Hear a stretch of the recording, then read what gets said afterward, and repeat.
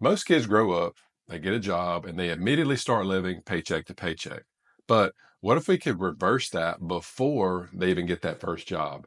That's exactly what I'm doing with my kids. And today in this video, I'm going to show you how I'm teaching them how to save money now so they can build wealth for their future. Let's get going. Now, right now, I've got two kids in college, and I truly believe that the absolute cornerstone to building wealth starts in the home. That's right, starts in your home. Why? Because think about this. If we as parents, if we don't teach our kids how to handle money, then somebody else will. Society will. And let's be real, that someone is typically somebody that's in society and they're broke, because as Dave Ramsey always talks about, the majority of the Americans today are broke. Most of them are living paycheck to paycheck. They're buried in debt and they're always trying to keep up with what they see as they're scrolling on their phones.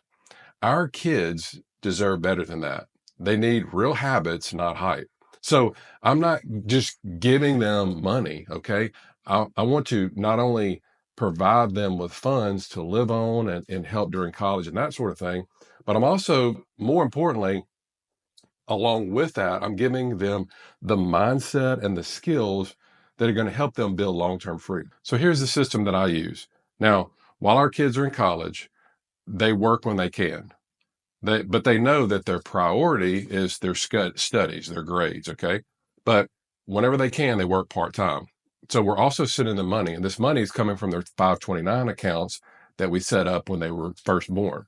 So this money isn't a gift, it's actually money that was saved up, okay? And then they use this income to kind of practice with for them to manage, all right? And again, depending on your kids, your kids' ages, this could be maybe you start doing this as an allowance for younger teens, or maybe they're even younger than that. Maybe this could be money that they get in that they earn from a part-time job. And again, in our case, this is money that we're sending to them while they're off to school. It really doesn't matter how old or young your kids are, but if you're in the process of sending them money, or they're in the process of making money as well, then this is a great thing to do, great way to start this before they get out in the real world. Okay. So really, no matter the source, the system that I'm getting ready to teach you is the same. And it's actually a 7-step process that I teach my kids how to manage money in the right way. Okay. So here's step number one. You need to know monthly income. So they need to know their monthly income, and really you should know your monthly income too. All right. Because kids will need to learn to check their bank account to see what was deposited.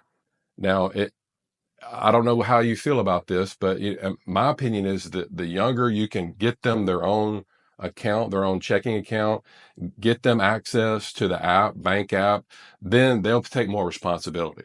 So this actually simulates how a paycheck works.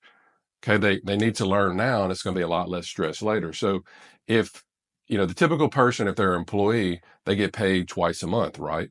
So they're getting paid every other week. So I'm getting them to the habit of, if I'm putting money while they're away for college every other week, I'm getting in the habit to seeing what's coming in, and then from there, they have to learn how to budget that, because that's the real world. It's not just, I'm going to take daddy's credit card and just spend and spend and spend. So they have to know exactly what's coming in. So if they're working, they have to know exactly what's coming in. If you're giving them money, or if they're living off loans or whatever, they have to know what is coming in each month and then budget from there. That's the first thing. All right. Number two, they have to assign, they have to assign every dollar a job. Every dollar a job. What is this going to do? This is actually going to help them plan ahead. All right. So they should actually just budget, once they know what's coming in each month, then they should budget out with just simple categories. They could use a pen and paper. They may have a notes app. Dave Ramsey has a free app called Every Dollar app. It really doesn't matter. It doesn't have to be complicated, because remember, these are kids, these are students. This isn't complicated stuff. So let's say they get $500 a month. All right. Then they have to budget out. Okay. Well, then $150 of that goes to eating out and snacks, food. Maybe $100 goes to gas or transportation. $100 goes to savings, $50 goes to school, whatever.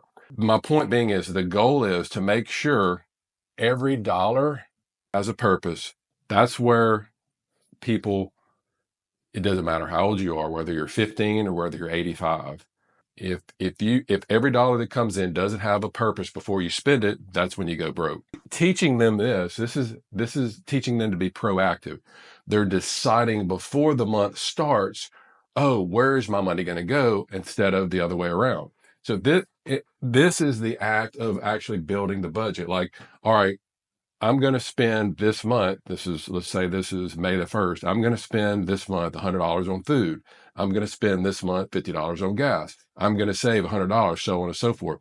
This teaches them control, and this teaches them intention. All right. Step number 3 is, and this can actually go along with this.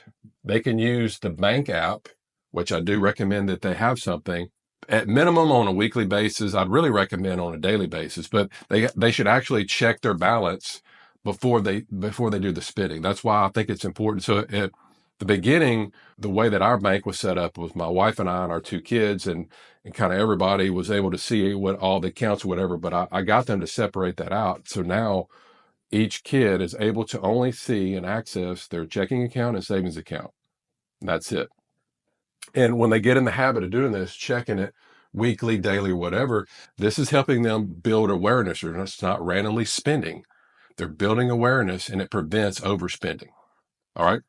Number 4, remember those categories that we talked about in step 2? Well, now in number 4, they're going to track the categories. So this step is actually different from the budgeting.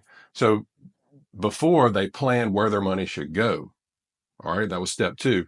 Now in step 4, they're paying attention to where it actually goes. In my opinion, keep it simple. Get them just to stick to 4 to 6 categories. Food, of course, your teenagers and college kids are going to eat food. They're going to have fun. If depending on where they are, if they have a car, gas, school, if they have anything extracurricular, school, if they have some sort of subscription, savings, something like that. But if you just want to keep it simple, food, fun, gas, and maybe savings. Okay. But before, this was being proactive. This is being reactive. Step 4 is reactive. They're keeping track of how much they actually spend in each category. It's actually the act of staying on track during the month. This teaches awareness and accountability. So think of it like tracking calories.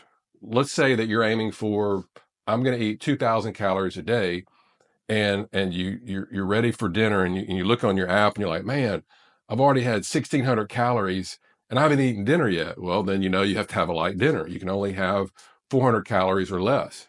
Same thing with money. If they've already spent $82 of their $100 food budget, then they know it's time to don't skip going to Starbucks with their friends and actually stay on track. All right. Number 5, they prioritize their needs first. They prioritize their needs first. They should save this. And again, it doesn't matter the amount. It's just getting them in the habit. They should save, I'll put it right here, anywhere from 10 to 20%, getting in the habit of paying themselves first, saving 10 to 20% of whatever comes in or whatever you deposit or whatever right away. Even if it's $10, even if it's $20, it doesn't matter. It's getting in that habit of doing this. This should be the first thing that they should do every month, or the first thing they should do every time they get paid. It's not what most people do. It's they're using whatever's left over. Okay. Now, over time, this simple habit grows. If they get used to saving $50 from $500 that they're getting now, then they'll naturally know how to save $500 when they get $5,000 later. This is building confidence, and it's teaching them to delay gratification. This is the actual seed of investing. This is the cornerstone of building wealth, financial independence later on, and really a peace of mind. Okay. This step number 5, again, it builds the habit of saving and investing first, not last. Number 6, life happens. Okay. So things happen, things come up. So they have to know that they have to adjust some things if they have to overspend. Okay. They have to adjust if they overspend. So if they go over in one area, they should just cut back somewhere else. Again, that's life. Things happen, emergencies come up, kids fall down, they break their arm, car breaks, roofs leak, whatever. But they're not going to have these huge things because again, they're just kids, college kids. But again, they need to understand life happens and how to adjust. So maybe they went a little overboard. They had a party. They spent too much money on food, on shopping, or whatever. That's okay.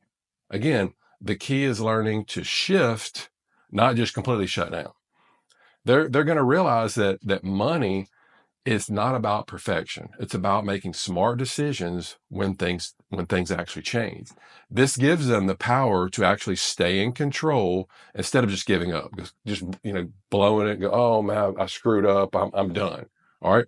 This is one of the most important habits that they can take into adulthood because, as you know, especially if you're an adult, life is full of surprises and your budget actually needs to flex with it.